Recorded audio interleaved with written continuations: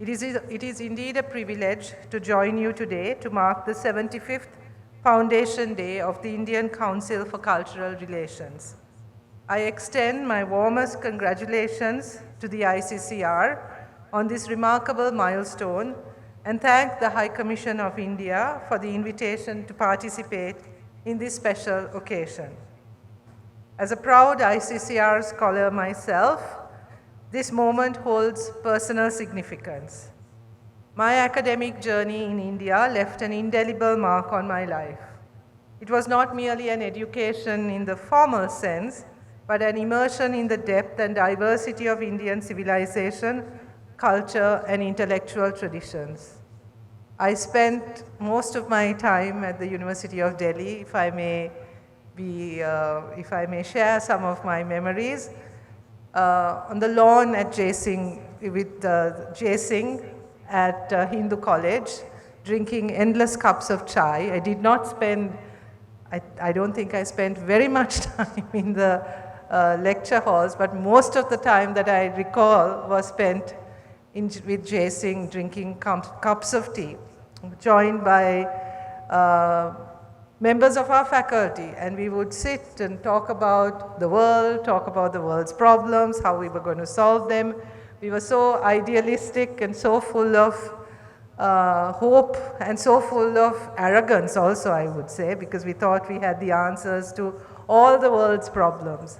So my memories of my time in India are very precious, many enduring friendships that continue to this day, both with faculty and with my colleagues. My introduction to Indian food also happened at Hindu College. I remember spending time eating the chola bhatura at the Hindu College canteen, oily as ever, but we loved it. Occasionally we would go to the canteen across the road from us to the college which shall remain unnamed, as well as to the dosa place on the other side of Hindu College at Delhi, the DU. So these are precious memories that I have of my time in India, which I don't think I will ever forget, or I can honestly say shaped the person I am today.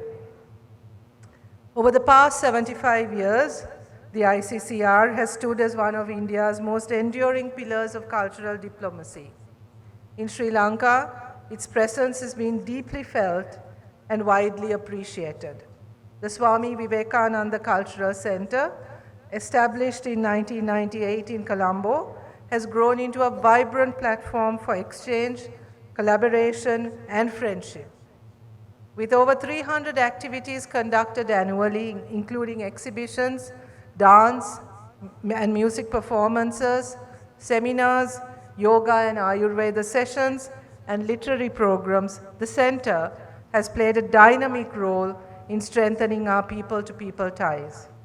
In the past 2 years alone, 6 Sri Lankan cultural groups were invited to perform in India under ICCR arrangements. These exchanges exemplify how cultural diplomacy bridges borders, transcends politics, and fosters mutual respect. We are deeply grateful for the scholarships extended to Sri Lankan students for undergraduate, postgraduate, and doctoral studies in India, and I can see here in the audience many of my friends and colleagues who have benefited from this and who serve the university community in Sri Lanka and many other institutes. These include prestigious schemes such as the Nehru Memorial, Rajiv Gandhi, Maulana Azad, Dr. APJ Abdul Kalam Commonwealth, Ayush, and Lata Mangeshkar scholarships.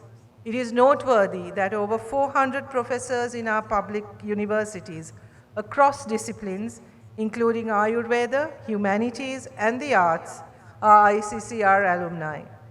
Icons such as Ananda Samarakon, Nanda Malini, and Pradeep Raktaikar from our musical industry are also part of this shared legacy.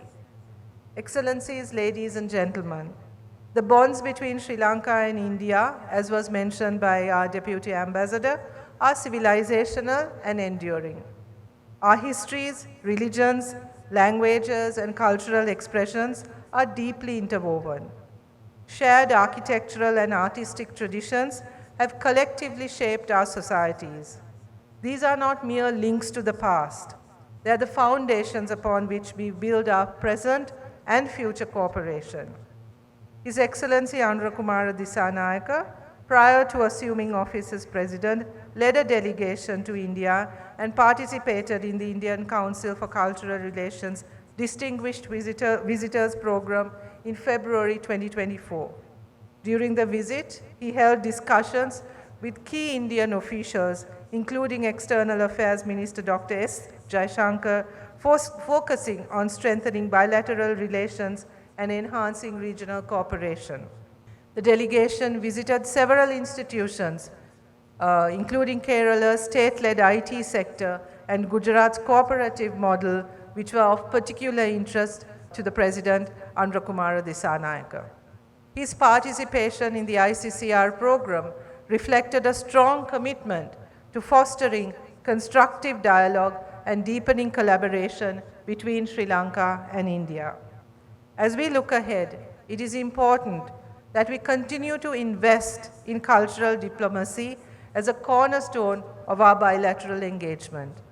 I understand that ICCR has ongoing collaborations with Sri Lankan universities, including the appointment of an ICCR chair at Sabaragamuwa University. The promotion of classical languages such as Sanskrit and Pali, the translation of literary works between Sinhala and Indian languages, and the support for teaching Indian aesthetics and languages like Hindi are welcome steps towards deepening this relationship. We encourage further initiatives that broaden access to cultural education, expand opportunities for creative collaboration, and foster deeper academic and artistic exchanges between our two nations. I think we can see the results as we saw in the performance we just enjoyed a few minutes ago, how much both our traditions can be enriched by this kind of collaborative work that happens already between the artists, among the artists between our two countries.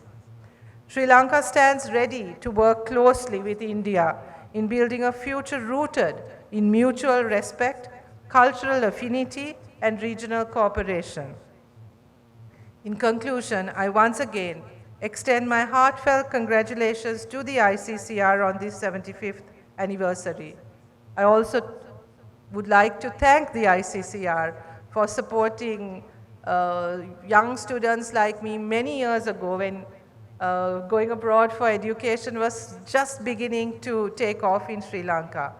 I'm very grateful for the support I received at that time, and I'm sure there are many here who feel the same way as I do.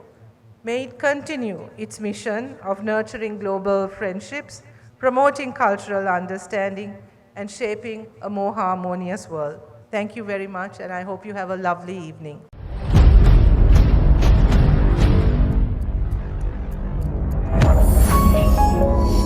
You're watching the Lifetraveler channel.